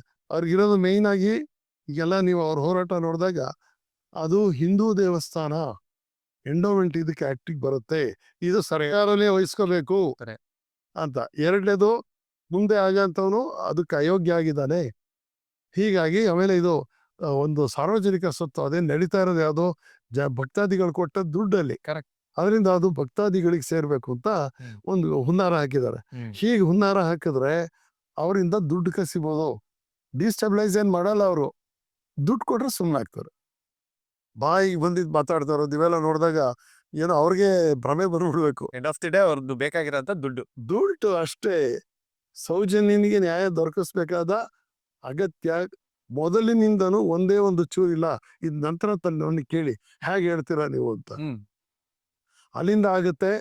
ಇವನ್ಗೆಲ್ಲ ಎಕ್ಸಾಮಿನೇಷನ್ ಅಲ್ಲಿ ಮಾಡಿದಾಗ ಇವನೇ ಖಚಿತ ಅಂತ ಅಧಿಕಾರಿಗಳು ಕನ್ಫರ್ಮ್ ಮಾಡ್ಕೊಳ್ತಾರೆ. ಯಾಕೆಂದ್ರೆ ಅವನು ಹೇಳ್ತಾ ಇರೋದ್ರಲ್ಲಿ ನಮ್ಮಲ್ಲಿ ಅಧಿಕಾರಿಗಳು ಇನ್ನೊಂದು ಮಾಡ್ತಾರೆ, ಕೈ ಕೆಳಗಿನ ಅಧಿಕಾರಿಗಳು ಯಾವುದೋ ದುಡ್ಡಿನ ಆಸೆಗೋ ಇನ್ನೇನಕ್ಕೋ ಏರ್ಪೇರ್ ಮಾಡೋ ಸಂಭವ ಇರುತ್ತೆ ಅಂತ ಒಂದು ಇರುತ್ತೆ. ಹಾಗಾಗಿ ಅವರೇ ಕೂತ್ಕೊಂಡು ಕನ್ಫರ್ಮ್ ಮಾಡ್ತಾರೆ. ಇಲ್ಲಿ ಮೈಸೂರಿನಲ್ಲೇ 4-5 ಬಾರ್ಡರ್ಗಳಾದವು. ಕೆಂಪಯ್ಯನವರು ಕೂತ್ಕೊಂಡು ಒಂದು ಕೇಸಲ್ಲಿ 13 ದಿನ ಅವರೇ ಎನ್ಕ್ವೈರಿ ಮಾಡಿದ್ರು. ಯಾಕೆಂದ್ರೆ ಹಿ ವಾಸ್ ನಾಟ್ ಕನ್ವಿನ್ಸ್ಡ್. ಅವನು ಅಲ್ಲೇನ ಕಂಡ್ರಿ ಇನ್ನವರು. ಐ ಮೀನ್ ಆ ಮಟ್ಟದ ಇದು ಎಲ್ಲ ಅಧಿಕಾರಿಗಳು. ಮುನಿಕೃಷ್ಣ ಅವರಿದ್ರು ಇಲ್ಲಿ ಕಮಿಷನರ್ ಆಗಿ, ಆಮೇಲೆ ಬಿಪಿನ್ ಗೋಪಾಲ್ ಕೃಷ್ಣ ಅವರಿದ್ರು. ಇವರೆಲ್ಲ ಅಧಿಕಾರಿಗಳು ಇಂಥ ಹೀನಸ್ ಕೇಸ್ ಆದ್ರೆ, ನಾವೇನಾದ್ರು ಅಪರಾಧಿನ ಹಿಡ್ದಿದ್ದೀನಿ ಅಂದ್ರೆ ಅಲ್ಲಿ ಪ್ರಮಾದ ಆಗ್ಬಾರ್ದು ಅಂತೇಳಿ. ಆಮೇಲೆ ಈಗೆಲ್ಲ ಹ್ಯೂಮನ್ ರೈಟ್ಸ್ ಇದೆಲ್ಲ ಬರೋದ್ರಿಂದ ನಾವೇನಾರು ಮಾಡಿ ಹೆಚ್ಚು ಕಡಿಮೆ ಮಾಡ್ತೀವಿ ಅನ್ನೋ ಒಂದು ಆತಂಕ ಅವ್ರಿಗೂ ಇರುತ್ತೆ, ಜವಾಬ್ದಾರಿ. ಈ ಯಾವಾಗ ನೋಡಿ, ಆರೋಪ ಮಾಡ್ತಿರ್ತೀವಿ SP ಅಥವಾ ಕಮಿಷನರ್ ಅಂತ ಅಧಿಕಾರಿ ಸ್ಪಾಟಿಗೆ ಬಂದ ಅಂದ್ರೆ ಜವಾಬ್ದಾರಿ ಅವ್ರ ಹೆಗಲ ಮೇಲೆ ಏರ್ತು ಅಂತಾನೆ. ಅದರಿಂದ ಈ ಕೆನಾಟ್ ಬಿ ಅವರು ಹೆಂಗ ನಡ್ಸ್ಕೊಂಡು ಹೋಗ್ರಿ ಅವೆಲ್ಲ ಹೇಳೋದಿಲ್ಲ. ಇವ್ರ ಆರೋಪ ಎಲ್ಲರನ್ನೂ ಕೊಂಡ್ಕೊಬಿಟ್ಟು ಎಲ್ಲರನ್ನೂ ಕೊಂಡ್ಕೊಬಿಡಕ್ ಸಾಧ್ಯನಾ ಸರ್? ಹೌದು, ಹೇಳ್ಕೊಳಕ ಪ್ರಾಮಾಣಿಕ ಇರೋದು ಅಲ್ಲಲ್ಲ. ಪ್ರಾಮಾಣಿಕ ಇರಲಿ, ಒಬ್ಬನ ಇಬ್ಬನ ಕೊಡ್ಬೋದು. ಅವನು ತಗೊಂಡವನೇನು ಊರಿಗೆಲ್ಲ ಬನ್ನಿ ಹಂಚಿ ಇದ್ದಾನೆ, ಕಾಗೆ ತರ ಆಡ್ತಾನ, ಅದೇ ಮುಗುಪ್ಪಾಗಿರ್ತಾನೆ. ಈಗ ಎಷ್ಟು ತನಿಖೆಗಳಾಗಿದೆ ಸರ್? ಯಾವ್ದು? 4 ಜನ ತನಿಖೆ ಮಾಡ್ತಾರೆ. ಫಸ್ಟ್ ಲೋಕಲ್ ಪೊಲೀಸ್ನಲ್ಲಿ ಪ್ರಮಾದ ಅವಾಗ ನಮಗೆ ಗೊತ್ತಾಗಲ್ಲ. CID ಅವ್ರು ತಗೊಂಡಾಗ ಗೊತ್ತಾಗತ್ತೆ.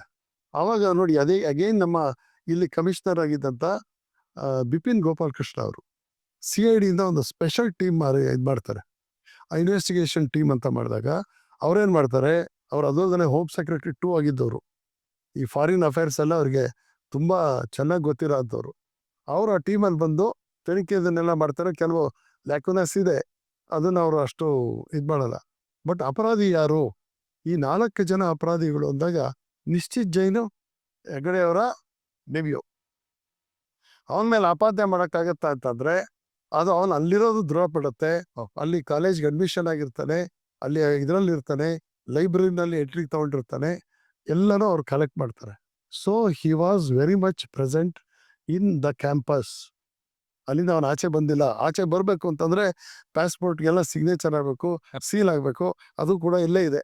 ಅದನ್ನ ಬಹಳ ಕ್ಲಿಯರ್ ಆಗೇ ಇದೆ ಅದು. ಅವನು ಯಾವ ಡೇಟಲ್ಲಿ ಹೋದ, ಯಾವ ಡೇಟಲ್ಲಿ ಬಂದ, ಆಮೇಲೆ ಎಲ್ಲಿದ್ದ ಅವತ್ತು, ಅಲ್ಲೆಲ್ಲ ಅಟೆಂಡೆನ್ಸ್ ಬೇರೆ ಇರುತ್ತಲ್ಲ ಅವಕ್ಕೆ.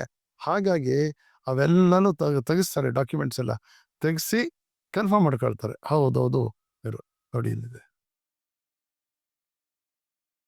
ನಿಶ್ಚಲ್ ಜೈನು ಅವನು ಯಾವಾಗ ಇಂಡಿಯಾದಿಂದ ಬಿಟ್ಟಿದ್ದಾನೆ, ಆಮೇಲೆ ಯಾವಾಗ ಅವನು ಅಲ್ಲಿ ಅಮೆರಿಕಾದಲ್ಲಿ ಲ್ಯಾಂಡ್ ಆಗಿದ್ದಾನೆ, ಆಮೇಲೆ ಫೇಕ್ ಸೀಲು ಅಂತ ಒಂದು ಆರೋಪ ಬಂತು ಸರ್. ಎಲ್ಲಿ ಮಾಡೋಕ್ಕಾಗುತ್ತೆ? ನಂಬರ್ ಅದೇ ಅಲ್ವೇ. ಆಮೇಲೆ ಯಾರು ಮಾಡಿರೋರು? ಇವರು ಆಪಾದನೆ ಮಾಡ್ತಾ ಇರೋರು. ಆದರೆ ಪೊಲೀಸ್ ಡಿಪಾರ್ಟ್ಮೆಂಟ್ ಅದನ್ನೆಲ್ಲ ಒಪ್ಪಕ್ಕಾಗತ್ತಾ? ಮುಗಿದು ಬಿಡ್ತಾರ. ಆಮೇಲೆ ಅವೆಲ್ಲ ಇದು ನೋಡಿ ತನಿಖೆಯಲ್ಲಿ ಬರುತ್ತಾ? ಹೌದು, CBI ತನಿಖೆನಲ್ಲೂ ಕನ್ಫರ್ಮ್ ಆಗುತ್ತೆ. ಫಸ್ಟ್ ಮಾಡೋರು ಅದನ್ನ ಬಿಪಿನ್ ಗೋಪಾಲ್ ಕೃಷ್ಣ ಅವರ ಟೀಮ್. ಆಮೇಲೆ ಈ 3 ಜನ, ಉಳಿದ 3 ಜನ ಯಾರಿದ್ದಾರೆ, ಉದಯ್ ಜೈನ್ ಎಂಥದೋ ಜೈನ್ ಅಂತ ಇದೆ, ಅವರು 3 ಜನ ಇದ್ದಾರೆ. ಆ ಹುಡುಗರು ಅವರು ಇದ್ರ ಅಂತ ಹೇಳಿ ಒಂದು ಪ್ರಶ್ನೆ ಬರುತ್ತೆ. ಮಲಿಕ್ ಜೈನ್ ಅಂತ ಒಬ್ಬ, ಉದಯ್ ಜೈನ್ ಅಂತ, ಇವ್ರು ಏನಾರ ಇದ್ರ ಅನ್ನೋದನ್ನ ಮಾಡ್ತಾರೆ. ಅವರು ಅವ್ರದೆಲ್ಲ ಫೋನ್ ಕಾಲ್ಗಳು ಇದೆಲ್ಲ ತೆಗೆದು ಅವತ್ತಿಂದೆಲ್ಲ ನೋಡಿದಾಗ ದೇವರ್ ಇನ್ ದೇರ್ ಪ್ರಿಮೈಸಸ್, ಯಾವುದು ದೇವಸ್ಥಾನದ ಹತ್ರ ಗೆಸ್ಟ್ ಹೌಸ್ ಹತ್ರ ಅಲ್ಲಿರ್ತಾರೆ. ಈ ಜಾಗಕ್ಕೆ ಅವರ ಮೊಬೈಲ್ ಬಂದೇ ಇರಲ್ಲ.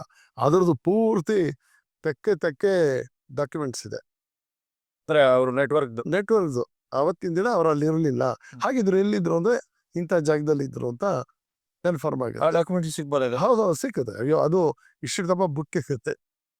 ಯಾಕೆಂದ್ರೆ ಕಳೆದ 3 ತಿಂಗಳಿಂದ ಎಲ್ಲೆಲ್ಲ ಅವರು ಇದ್ರು ಏನು ಎಂತ ಅಂತ ಪೂರ್ತಿ ಕಾಲ್ ಡೀಟೇಲ್ಸ್ ತಗೊಂಡಿದ್ದಾರೆ.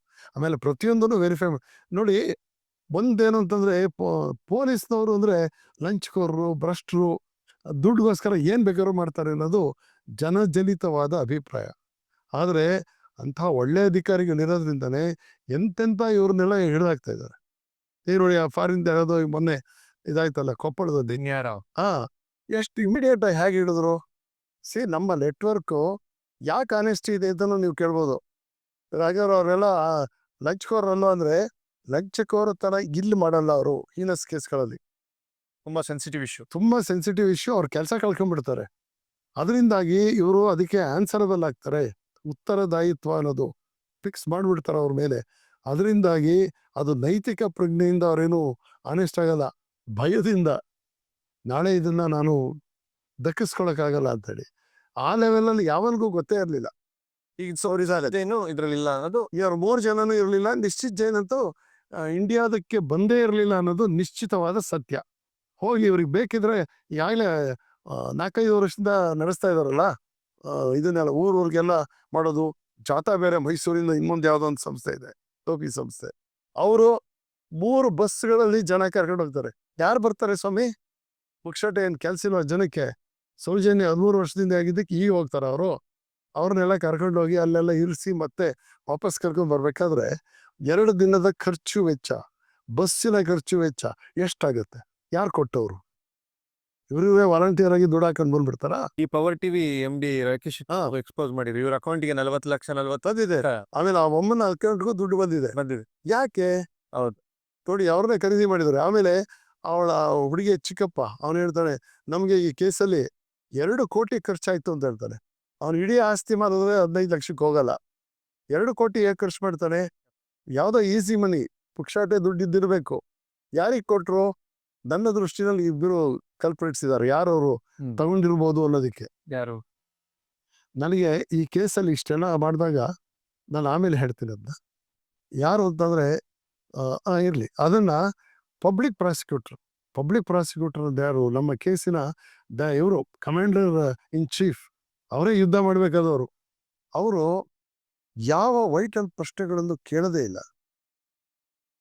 ಅವರು ನಾನು ಹೇಳಿದ್ದಲ್ಲ, ಮಹಾಬಲ ಶೆಟ್ಟಿ ಅವ್ರು ಕೊಟ್ಟಂತ ರಿಪೋರ್ಟ್ ಅನ್ನ ಹೈಲೈಟ್ ಮಾಡೋದೇ ಇಲ್ಲ. ಡಾಕ್ಟರ್ ರೂಪಾಲಿ ಅವ್ರು ಕೊಟ್ಟಿದ್ದನ್ನು ಅವರು ಹೈಲೈಟ್ ಮಾಡೋದಿಲ್ಲ. ಡಿ.ವಿ. ಸ್ವಾಮಿ ಮಾಡ್ಬೇಕಾಗಿದ್ದು ಇದೆಲ್ಲ ಹೀಗಾಗಿದೆ ಅಂತ ಹೇಳಿ ಅದನ್ನು ಸುಮ್ಮನೆ ನೀವು ಜಡ್ಜಿಗೆ ಸುಮ್ಮನೆ ರಿಪೋರ್ಟ್ ಕೊಟ್ಬಿಟ್ರೆ ಅವ್ರು ಯಾವ್ದನ್ನು ನೋಡ್ಕೊಳ್ತಾರೆ? ನೀನು ಆರ್ಗ್ಯೂ ಮಾಡಿದ್ರ ಮೇಲೆ ತಾನೇ ಅವರು ತೀರ್ಮಾನ ತಗೊಳ್ಳೋದು. 25 ಡಾಕ್ಯುಮೆಂಟ್ಸ್ ಇದೆ ಅಂತ ಕೊಟ್ಟರಾಗ್ಲಿಲ್ಲ. ಹೈಲೈಟ್ ಮಾಡಿ ನೀವು ತೋರಿಸ್ಬೇಕಾಗತ್ತೆ. ಏನನ್ನೂ ಮಾಡಲ್ಲ. ಉದ್ದೇಶ ಬಹಳ ಬಹಳ ಸ್ಪಷ್ಟ. ಆಮೇಲೆ ಎರಡನೇದು ಏನು ಅಂತಂದ್ರೆ CID ಅವ್ರು ತಗೊಂಡಾಗ ಎಲ್ಲ CID ಅಂತೀನಿ, ಯಾರು ಲೋಕಲ್ ಪೊಲೀಸ್ನವರು ಎಲ್ಲ ಕಂಪ್ಲೀಟ್ ತನಿಖೆ ಮಾಡಿರ್ತಾರೆ. ಸೊ ಒಂದು ಟೀಮ್ ಆಫ್ ಆಫೀಸರ್ಸೇ ಅದರಲ್ಲಿ ಇನ್ವಾಲ್ವ್ ಆಗಿ ಗೈಡ್ ಮಾಡಿರ್ತಾರೆ. ಅಲ್ಲಿಗೆ ಅದು ಪರ್ಫೆಕ್ಟ್ ಆದ ಕೇಸೆ. ಅದು ಚಾರ್ಜ್ ಶೀಟ್ ಸಲ್ಲಿಸಲು ಯೋಗ್ಯವಾದ ಕೇಸು ಅಂತ ಆಗಿರುತ್ತೆ. ನೆಕ್ಸ್ಟ್ ಇದೆಲ್ಲ ಇವರ ಹೋರಾಟಗಾರರು ಶುರು ಮಾಡಿದ್ರಿಂದಾಗಿ ಆವಾಗ ಅದು CID ಕೊಡ್ತಾರೆ. CID ಕೊಟ್ಟಾಗ ರುದ್ರಮುನಿ ಇನ್ಯಾರ ಆಫೀಸರ್ಸು ಅದನ್ನ ಇನ್ವೆಸ್ಟಿಗೇಷನ್ ಮಾಡ್ತಾರೆ. ಮಾಡಿದಾಗ ಇದರಲ್ಲಿ ಏನೇನು ಲ್ಯಾಕುನಾಸ್ ಇದೆ ಅಂದ್ರೆ ಲೋಪದೋಷಗಳೇನಿದೆ ಅದೆಲ್ಲ ಫೈನಲ್ ಆಗಿ ಅದಕ್ಕೆಲ್ಲ ಒಂದು ಸಮರ್ಥನೆಗಳನ್ನು ಕೊಟ್ಕೊಳ್ತಾ ಇದು ಹೀಗಾಗಿದೆ ಅಥವಾ ಇವರೇ ಹೇಳಾಗೆ ಹೋರಾಟಗಾರರು ಹೇಳ್ತಾ ಇರೋ ಹಾಗೆ ಬೇರೆಯವರು ಇದಾರ ಅಪರಾಧಿಗಳು, ಬೇರೆಯವ್ರು ಯಾರು ಇಲ್ಲ. ಯಾರ್ಯಾರು ಇವರು ಅಪರಾಧಿಗಳು ಅಂತ ಹೇಳ್ತಾ ಇದ್ದಾರೆ ಅವ್ರ ಬಗ್ಗೆ ಯಾವ ಸಾಕ್ಷ್ಯನೂ ಇಲ್ಲ. ಅಷ್ಟೊತ್ತಿಗೆ ಏನಾಗುತ್ತೆ, ಅವರು ಅವರೇ ಕೋರ್ಟ್ಗೆ ಸ್ವತಃ ಅಪಿಯರ್ ಆಗಿ ಸರೆಂಡರ್ ಆಗಿ ನಮ್ಮನ್ನ ನಾವು ಇದರ ಪರೀಕ್ಷೆಗೆ ಮಂಪರು ಪರೀಕ್ಷೆಗೆ ಈ ನಿಶ್ಚಲ್ ಜೈನ ಅಲ್ಲ, ನಿತ್ತಲ್ ಜೈನ್ ಅಲ್ಲ, ಮಿಥುನ್ ಉದಯ್ ಜೈನ್, ಮಲಿಕ್ ಜೈನ್, ಇವ್ರು 3 ಜನ ಅವರೇ ಅರ್ಜಿನ ಕೊಟ್ಟು ಆಮೇಲೆ ಕೋರ್ಟ್ ಹೇಳಿದ್ದು ಇನ್ನೊಂದು ದಿನ ಹೋಗಿ ಮಂಪರು ಪರೀಕ್ಷೆಗೆ ಒಳಗಾಗ್ತಾರೆ. ಆಮೇಲೆ 2ನೇ ಸರಿನೂ ಅವರೇ ಆಗ್ತಾರೆ.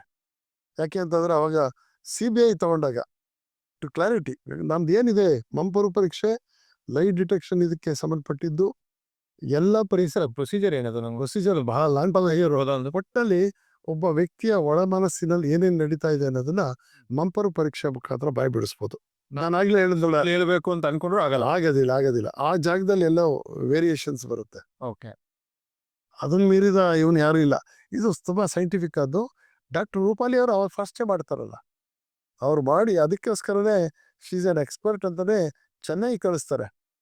ಇಲ್ಲೇನಾಗಿತ್ತು ಅದೇ ಟೈಮಲ್ಲಿ ನಮ್ಮಂದಿದ್ದಂತ ಒಬ್ಬ ಯಾರೋ ತಜ್ಞೆ, ಮಾನಸಿಕ ತಜ್ಞೆ, ಆಕೆಗೆ ಡಿಗ್ರಿನೇ ಇರಲ್ಲ, ಸ್ಟ್ರೈಟ್ ಡಿಗ್ರಿ ಇಟ್ಕೊಂಡಿದ್ರಿಂದ ಅದು ಬೇರೆ ಅಲಿಗೇಷನ್ ಆಗಿತ್ತು. ಕರ್ನಾಟಕದಲ್ಲಿ ಇಲ್ಲ ಅಂತ ಅಲ್ಲಿಗೆ ತಗೊಂಡೋಗಿ ಕೊಡ್ತಾರೆ. ಅವರು ಅದನ್ನು ವೆರಿಫೈ ಮಾಡಿ ಆಗಲೇ ರಿಪೋರ್ಟ್ ಕೊಡ್ತಾರೆ. ಇವತ್ತು ಮಾಡ್ತಾರೆ, 2 ದಿನಕ್ಕೆ ಕೊಡ್ತಾರೆ. ಅಷ್ಟೊತ್ತಿಗಾಗಲೇ ಓಡೋಗಿ ಯಾರೋ ದುಡ್ಡು ಕೊಟ್ಟು ಅವ್ರನ್ನ ಕರಪ್ಟ್ ಮಾಡಕ್ ಸಾಧ್ಯ ಇಲ್ಲ. ಆಗಲ್ಲ. ಏನು ಸೈಂಟಿಫಿಕ್ ಬೇಸಿಸ್, ಈಗ ಹಾರ್ಟಲ್ಲಿ ನೀವು ECG ತೆಗೆದ್ರೆ ಅಥವಾ ಬೇರೆ ಯಾವುದೋ ದೊಡ್ಡದು MRI ಏನೋ ಮಾಡಿಸಿದಾಗ ಅದ್ರ ಬೇಸಿಸ್ ಮೇಲೆ ಡಾಕ್ಟರ್ ಇಂಪ್ರೆಷನ್ ಬರೀತಾರೆ, ಅವ್ರ ಬಾಯಿಗೆ ಬಂದಿದ್ದು ಬರೆಯಕ್ಕಾಗಲ್ಲ. ಈವನ್ ಡಾಕ್ಟರ್ ರೂಪಾಲಿ ಅವರಾಗ್ಲಿ, ಮಹಾಬಲ ಶೆಟ್ರ್ ಆಗ್ಲಿ, ಅವ್ರು ಏನು ಅವತ್ತು ಕಂಡು ಏನು ಕೊಟ್ಟಿದ್ದಾರೆ ಅವತ್ತನ್ನೇ ಅವರು ಅವತ್ತೇ ಕೊಟ್ಬಿಡ್ತಾರೆ. ಯೂಶಲಿ ಈ ಥರ ಕೇಸಲ್ಲಿ ತರಲೆ ಆಗುತ್ತೆ ಅಂತಾನೆ ಡಾಕ್ಟರ್ಸು ಅಥವಾ ಇವರೆಲ್ಲ within 24 hours or 48 hours report ಕೊಟ್ಬಿಡ್ತಾರೆ. ತಾವೇನು ಕಂಡಿದ್ದೀವಿ ನೆನಪು ಹಸಿಯಾಗಿರುವಾಗಲೇ ರಿಪೋರ್ಟ್ ಕೊಡ್ತಾರೆ. ಈ ಮಂಪರ್ ಪರೀಕ್ಷೆನ ಸಂತೋಷ್ ರಾವ್ ಯಾಕೆ ಮಾಡ್ಲಿಲ್ಲ? ಅದೇ ಸಂತೋಷ್ ರಾವ್ಗೆ 3 ಬಾರಿ ಕರೀತಾರೆ. ಅವನು ಒಪ್ಪೋದಿಲ್ಲ. ಒಪ್ಪೋದಿಲ್ಲ. ಯಾಕಂದ್ರೆ ಅದು ಅವನ ಮೂಲಭೂತ ಹಕ್ಕು, ಮಾನವ ಹಕ್ಕು, ಹ್ಯೂಮನ್ ರೈಟ್. ಏನು ಅಂತಂದ್ರೆ, ನನಗೆ ಮಂಪರ್ ಇದನ್ನು ಕೊಟ್ಟರೆ ಈಗಾಗಲೇ ನನಗೆ ಬುದ್ಧಿ ಸ್ಥಿಮಿತದಲ್ಲಿಲ್ಲ, ನಾನು ಅದಕ್ಕೆ ಒಪ್ಪಲ್ಲ ಅಂತಾನೆ. ಇದನ್ನ ಯಾರು ಹೇಳ್ಕೊಟ್ರು ಅವನಿಗೆ? ಸೇಮ್ ಇವರೇ ಗ್ಯಾಂಗು. ಇನ್ನೇನು ಅವನಿಗೇನು ಬುದ್ಧಿ ಅಷ್ಟಿರುತ್ತ ಅದು. ಸೊ ಅಲ್ಲಿ ವೇದಿಕೆ ರೆಡಿಯಾಗಿ ಹೋಯ್ತದು. ಇನ್ನು ಬರ್ಬೇಕಾದ್ದು ಯಾರು ಅಂತಂದ್ರೆ, ಪ್ರಾಸಿಕ್ಯೂಷನ್ ಪರವಾಗಿ ಹುಡುಗಿಯ ತಂದೆ ತಾಯಿ ಚಿಕ್ಕಪ್ಪ ಇವರೆಲ್ಲರನ್ನೂ ಸಾಕ್ಷಿಗಳಾಗಿ ತಗೊಂಡಾಗ ಅವ್ರು ಏನೇನು ಹೇಳಬೇಕು ಅದನ್ನೆಲ್ಲ ಮೊದಲೇ ಸ್ಟೇಟ್ಮೆಂಟ್ ಎಲ್ಲ ಮಾಡಿರ್ತಾರೆ. ಅವರು ಎಂಥವ್ರು ಇನ್ವೆಸ್ಟಿಗೇಟಿಂಗ್ ಆಫೀಸರ್ PVSN ರಾಜು ಅಂತ, CBIನ ಬಹಳ ಪರಿಣಿತ ಅಧಿಕಾರಿ. ಇಂಥ ತನಿಖೆಗಳನ್ನ ಅನೇಕ ಮಾಡಿ ತುಂಬ ಕನ್ವಿಕ್ಷನ್ ತಗೊಂಡಿರೋಂಥವ್ರು. Not an ordinary fellow, is all India ಲೆವೆಲ್ನಲ್ಲಿ ಬಂದಂಥವ್ರು. ನೀವು ಈ ಸ್ಟೇಟ್ ಪೊಲೀಸ್ನವ್ರು ಇನ್ಕೇಪಬಲ್ ಅಂತ ಅಂದಾಗ ಸರ್ಕಾರನೇ ಅವ್ರನ್ನ ಅಪಾಯಿಂಟ್ ಮಾಡಿರುತ್ತೆ. ಅವ್ರನ್ನ ಯಾವನ ಬಂದು ಮಾಡೋಕ್ಕಾಗಲ್ಲ. ವೀರೇಂದ್ರ ಹೆಗ್ಗಡೆ ಅವರು CBI ತನಿಖೆ ಕೊಡಿ ಅಂತ ಬಂದು ಹೇಳಿದ್ರು. ಅವರು ಅಲ್ಲ, ನಿಮಗೆ ಅಷ್ಟೊಂದು ಅಪನಂಬಿಕೆ ಇದ್ರೆ CBIಗೆ ಕೊಡಿ ಅಂತ ಅಂತಾರೆ. ಅಂದ್ರೆ ನಿಷ್ಪಕ್ಷಪಾತವಾಗಿ ನಡೆಯುತ್ತೆ ತನಿಖೆ, ನಿಷ್ಪಕ್ಷಪಾತವಾಗಿ ನಡೆಯುತ್ತೆ. ಸ್ಟೇಟ್ ಅವ್ರು ಮಾಡಿದ್ರೆ ನಾವು ಪ್ರಭಾವ ಬೀರಿದ್ರು ಅಂತನೋ ಇನ್ನೇನೋ ಒಂದು ಅವಕಾಶನೇ ಇರೋದಿಲ್ಲ ಅಂತ ಪಾಪ ಅವ್ರಿಗೂ ಅವ್ರ ಉದ್ದೇಶದಲ್ಲಿ ಹೇಳ್ತಾರೆ. ಹೇಳಿದಾಗ ಸರ್ಕಾರ ಅದನ್ನು ಕೊಟ್ಬಿಡುತ್ತೆ. ಕೊಟ್ಟಾದ್ಮೇಲೆ ಅವರು PVSN ರಾಜು ಅವರು ಅದನ್ನು ತನಿಖೆ ಮಾಡ್ತಾರೆ. ಆವಾಗ ಪ್ರತಿಯೊಂದನ್ನು ಒಬ್ಬ ದುಭಾಷಿಯನ್ನು ಇಟ್ಕೊಂಡು ಟ್ರಾನ್ಸ್ಲೇಟರ್, ಅದಕ್ಕೆ ಕನ್ನಡ ಬರಲ್ಲ, ತೆಲುಗಿನವರು ತಗೊಂಡು ಪ್ರತಿಯೊಂದು ಸ್ಟೇಟ್ಮೆಂಟು ಹೇಗಿರಬೇಕು ಮಾಡಿ ತುಂಬ ಚೆನ್ನಾಗಿ ಮಾಡಿದ್ದಾರೆ. ಎಷ್ಟು ಚೆನ್ನಾಗಿದೆ ಅಂದರೆ, ನಾನು ಪ್ರೊಫೆಸರ್ ಆಗಿದ್ದಾಗಲೇ ನನಗೊಬ್ಬರು ಇನ್ಸ್ಪೆಕ್ಟರ್ ಸಿಕ್ಕಿದ್ರು, ವಿಶ್ವೇಶ್ವರಯ್ಯ ಅಂತೇಳಿ. ಅವ್ರು ಯಾವುದೋ ಒಂದು ಮರ್ಡ್ರ್, ಇದು ಗುಂಪಲ್ಲಿ ಮರ್ಡರ್ ಆಗಿರುತ್ತೆ. ಅದಕ್ಕೆ ಸ್ಟೇಟ್ಮೆಂಟ್ ಅವರು 9 ಸರಿ ನನ್ನ ಕೈ ತಿದ್ದು ಬರ್ಸಿದ್ರು. 9 ಸರಿ ಬರೆಯೋದು. ಬೆಳಗಿನ ಜಾವ 3 ಗಂಟೆ ಆಗೋಗ್ಬಿಟ್ಟಿತ್ತು. ಅದಾಗಿಲ್ಲ, ಈ ಥರ ಬರೀ ಅಂತ ಸ್ಟೇಟ್ಮೆಂಟ್ಗಳನ್ನ ನಾನು ಮಾಡ್ತಾ ಹೋದೆ. ಆವಾಗ ಅವ್ರು ಏನು ಅಂತಂದ್ರೆ, ಅವ್ರು ಮಾಡಿದ್ದು, ಈಗ ಒಂದು ಘಟನೆ ನಡೆದಿರುತ್ತೆ, ನಾವೆಲ್ಲ ಇಲ್ಲೇ ಇದ್ದೀವಿ, ನಿಮ್ಮ ಕಣ್ಣಿಗೆ ಅವರ ದೊಣ್ಣೆ ನೋಡ್ದಿದ್ದು ಮಾತ್ರ ಕಾಣಿಸಿರುತ್ತೆ. ಅಂತ ಕಿರ್ಚ್ಕೊಂಡು ಇನ್ನೊಬ್ಬ ತೊಡರ್ಗಾಲ್ ಕೊಟ್ಟಿದ್ದು ಅವನು ಹೇಳ್ತಾರೆ, ಮತ್ತೊಬ್ಬ ಇನ್ನೊಂದು ಹೇಳ್ತಾರೆ. ಅವ್ರು ಏನೇನು ನೋಡಿದ್ರು ಆ ಡಿಸ್ಟೆನ್ಸಿಂದ ಅವ್ನಿಗೆ ಕಾಣಿಸ್ತಾ ಇರೋದು ಏನು ಅಂತೇಳಿ ಅಷ್ಟು ನಿಗಾ ತಗೊಂಡು ಮಾಡ್ತಾರೆ. ಸೇಮ್ ಇವರು ರಾಜು ಕೂಡ ಅಷ್ಟೇ ಎಚ್ಚರಿಕೆಯಿಂದ ಒಂದೊಂದು ಅದರ ಕಟ್ಟಡ, ತನಿಖೆಯ ಕಟ್ಟಡ ಅಸ್ಥಿಭಾರ ಏನಿದೆ ಅಲ್ಲಿಂದ ಹಾಕೊಂಡು ಪೂರ್ತಿ ಬಿಲ್ಡಪ್ ಮಾಡಿರ್ತಾರೆ. ಕುಂಬಾರನಿಗೆ ವರ್ಷ ಅಂತಾರಲ್ಲ, ಇವ್ರು ದೊಣ್ಣೆ ತಗೊಂಡು ಬಾಯಿ ಹೇಳೋದು ಹೊಡೆದಾಕ್ತಾರೆ. ಹೇಗೆ ಅಂತಂದ್ರೆ, ಹುಡುಗಿಯ ತಂದೆ ತಾಯಿ ಅವ್ರು ಏನು ಅವ್ರು ಹೇಳಿಕೆ ಕೊಡಬೇಕಿತ್ತು ಪ್ರಾಸಿಕ್ಯೂಷನ್ ಪರವಾಗಿ, ಅದನ್ನು ಮಾತಾಡೋದೇ ಇಲ್ಲ ಕೋರ್ಟಲ್ಲಿ. ಒಂದೇ ಒಂದು ಇದು ಇಲ್ಲ. ಬಂತು ಅವನು ಯಾರು ಸಂತೋಷ್ ರಾವ್, ಅವನು ಈ ಊರಿಗೆ ಹೊಸಬ, ಅವನು ಇಲ್ಲಿ ಸೌಜನ್ಯನ ಯಾವಾಗ್ಲೂ ಒಂದು ಸರಿನೂ ನೋಡೇ ಇಲ್ಲ. ಹುಡುಗಿ ತಾಯಿ ಹೇಳೋದು, ಅವ್ರ ಅಪ್ಪನೂ ಅದೇ ಹೇಳ್ತಾರೆ ಕೋರ್ಟಲ್ಲಿ. ಅವ್ರೇನು ಅಂತಂದ್ರೆ, ಈಗ ಯಾವುದೇ ಒಂದು ರೇಪ್ ಆಗ್ಬೇಕಾದ್ರೆ 4-5 ಸರಿ ಹೊಂಚಾಕ್ ಮಾಡಿದ್ದ ಅಂತ ಅನ್ಬೋದು. ಅವ್ನು ಯಾವತ್ತೂ ಇಲ್ಲಿ ಬಂದೇ ಇಲ್ಲ.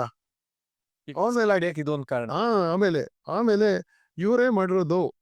ಇವ್ರಿಗೆ ಅವನೇ ಮಾಡಿರೋದು ಅಂದ್ರೆ ಏನು ಅಂದ್ರೆ, ಅವತ್ತು ಕೃತ್ಯ ನಡೆದಂಥ ದಿನ ಮಧ್ಯಾಹ್ನ ಆ 3 ಜನ ಅಪರಾಧಿಗಳು ಅಲ್ಲೇ ನಿಂತು ಮಾತಾಡ್ತಾ ಇದ್ರು ಅಂತ ಒಂದು ಅವ್ರು ಯಾರೋ ಚಿಕ್ಕಮ್ಮನ ಯಾರೋ ಹೇಳಿದ್ಲು ಅಂತ ಹೇಳ್ತಾರೆ.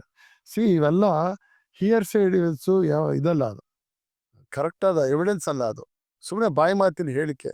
ಅದರ ಆಧಾರದ ಮೇಲೆ ಇವ್ರು ನಿಂತ್ಕೊಂಡು ಇಲ್ಲ ಅವ್ರು ಆ ರೀತಿ ಮಾಡೋಕ್ಕೆ ಸಾಧ್ಯನೇ ಇಲ್ಲ, ಇವನು ನಿರಪರಾಧಿ, ಓಪನ್ ಕೋರ್ಟಲ್ಲಿ ಹೇಳಿದ್ದಾರೆ. ಬೇಕಾದ್ರೆ ನಿಮ್ಗೆ ಅದು ಅವ್ರು ಹೇಳಿದ ಹೇಳಿಕೆಯ ಪ್ರತಿನೇ ಇದೆ. ಆಮೇಲೆ ಅದೆಲ್ಲ ಆದಾಗ ಯಾರು ಪ್ರಾಸಿಕ್ಯೂಷನ್ ಪರವಾಗಿ ಕೊಡಬೇಕಾದಂಥ ಸಾಕ್ಷಿಗಳಿದ್ದೋ ಅವರೇ ಉಲ್ಟಾ ಹೊಡೆದು ಬಿಡ್ತಾರೆ. ಕೇಸ್ ಮಠ ಹಿಡಿತು. ಇಲ್ಲ ನೀವು ಪರವಾಗಿ ಹೇಳ್ಬೇಕಾದ್ರೆ ಅವ್ರಿಗೆ ಇಲ್ಲ. ಆಮೇಲೆ ಪಬ್ಲಿಕ್ ಪ್ರಾಸಿಕ್ಯೂಟರು ಅವರು ಈ ಯಾವ್ದು ವೈಟಲ್ ಎವಿಡೆನ್ಸಸ್ ಇದೆ ಅದನ್ನ ಹೈಲೈಟ್ ಮಾಡೋದೇ ಇಲ್ಲ. ಈಗ ನಾವೆಲ್ಲ ಹೋಗಿದೆ ಕೋರ್ಟ್ ನಡೆಯುವಾಗೆಲ್ಲ ಅಯ್ಯೋ ಹೋಗಿ ಕೂತ್ಕೊಳ್ಳೋದಿಲ್ಲ. ಹೌದು. ಆ ಪಾಡಿಗೆ ಅದು ನಡೀತಾ ಇರುತ್ತೆ. ಆ ಪ್ರೋಸೆಸ್ಸಲ್ಲಿ ಸ್ವಲ್ಪ ಹಿಂಗೆ ಹಿಂಜರಿಸಿದ್ರೆ ಆ ಕೇಸ್ ಹೋಯ್ತು ಅಂತಾನೆ. ಹೀಗಾಗಿ ಮೊದಲೇ ಕೇಸು ಮೊದಲ ಹಂತದಲ್ಲೇ ಅಡ್ಡ ಹಿಡಿದಿರುತ್ತೆ. 2ನೇ ಹಂತದಲ್ಲಿ ಉದ್ದೇಶಪೂರ್ವಕವಾಗಿ ಹೋರಾಟಗಾರರ ಒಂದು ಇದರಿಂದ ಕೃಪಾ ಕಟಾಕ್ಷದಿಂದ ಅವಾಗ್ಲೂ ಬಿದ್ದೋಗ್ಬಿಡುತ್ತೆ. ಸೊ ಜಡ್ಜ್ಗೆ ಯಾವುದೇ ಜಡ್ಜ್ ಆಗಲಿ ಅವ್ರು ಟೇಬಲ್ ಮುಂದೆ ಕೊಟ್ಟಂತ ಸಾಕ್ಷಿಗಳ ಆಧಾರದ ಮೇಲೆ ಅವರು ಜಡ್ಜ್ಮೆಂಟ್ ಕೊಡ್ತಾರೆ. ನೀವು ಇಲ್ಲಿ ಕೊಟ್ಟವರೇ ಈ ತರ ಮಾಡಿದ್ರೆ ಆಮೇಲೆ ಅವ್ರ ಬಗ್ಗೆನೂ ಅವ್ರೇನು ಮಾತಾಡೋದಿಲ್ಲ. ಒಟ್ಟಿನಲ್ಲಿ ಇವ್ರ ಕಡೆ ಲಾಯರು ವಾದ ಮಾಡ್ಬೇಕಾಗಿರುತ್ತೆ. ಇವನು ನಿರಪರಾಧಿ, ಇವನನ್ನು ಫಿಕ್ಸ್ ಮಾಡಲಾಗಿದೆ, ಯಾರನ್ನೋ ಉಳಿಸಲು ಇವನನ್ನ ತೆಗೆದಾಕಿದ್ದಾರೆ ಅಲ್ಲ, ಅದು ಆಗಕ್ಕೆ ಸಾಧ್ಯ ಇಲ್ಲ. ನೀವು ಜಡ್ಜ್ಮೆಂಟ್ ನೋಡಿದಾಗಲೇ ಗೊತ್ತಾಗುತ್ತೆ. ಏನಿದೆ ಸರ್ ಜಡ್ಜ್ಮೆಂಟ್? ಯಾವುದು ಜಡ್ಜ್ಮೆಂಟ್ ಅಲ್ಲಿ ಅವ್ರು ಕೊನೆಗೆ ಹೇಳ್ತಾರೆ, ಕೃತ್ಯಕ್ಕೂ ಮತ್ತು ಆರೋಪಿಗೂ ಕರೆಕ್ಟಾಗಿ ಡೈರೆಕ್ಟಾಗಿ ಲಿಂಕ್ ಮಾಡುವ ಎವಿಡೆನ್ಸ್ ಇಲ್ಲ ಅಂತ. Absolutely no evidence. ನೋಡಿ, ನೋ ಎವಿಡೆನ್ಸ್. ಅದರ ಅರ್ಥ ಇರಲಿಲ್ಲ ಅಂತಲ್ಲ,